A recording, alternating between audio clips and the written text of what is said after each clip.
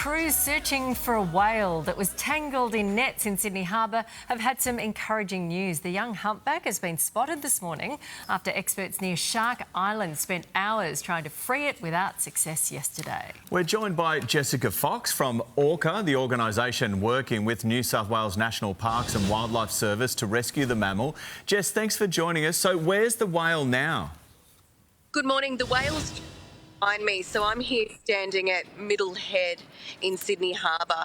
So the whale's just behind me in the background, and we're working together with National Parks, with Maritime Services and Marine Rescue to help get more information about that whale and how to best help it this morning.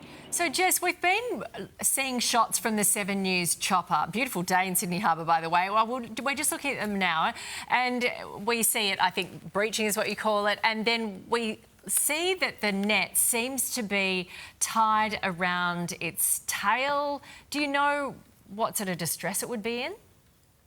Yeah, so this whale has been witnessed behaving quite erratically. So it was first reported into the Orca 24/7 rescue hotline at about just after 1 o'clock yesterday.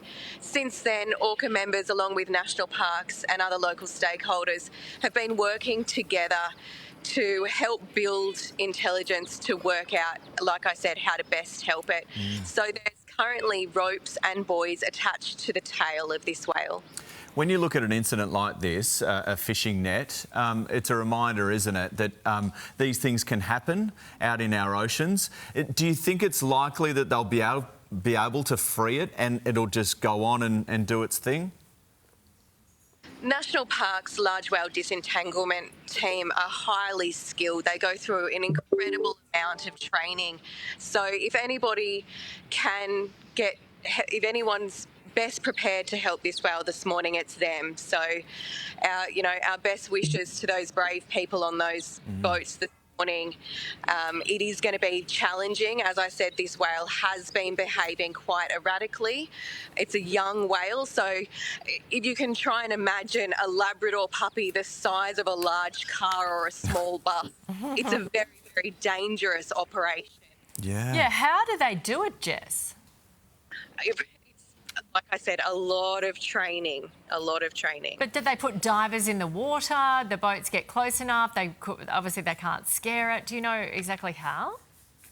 So they've got a number of vessels will be situated around this whale this morning, and observations will be taken prior to any attempt this morning. So there's specialist tools involved in disentanglement, and a lot of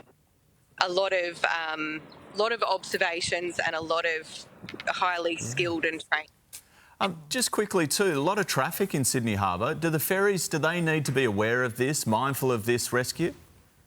Yeah, Maritime Services are involved, and they have been. Everybody's been in communication with each other, which is fantastic, and messages do go out to vessels in the harbour to make sure that everyone is aware of the current situation. Yeah, well, that's good. They did say they put in an exclusion zone, but I suppose, it's moving quite fast. Yeah, the whale can do and it's got a lot of energy at the moment. Jessica Fox, great name, especially over the last couple of weeks with the Paris Olympics. Thanks for joining us.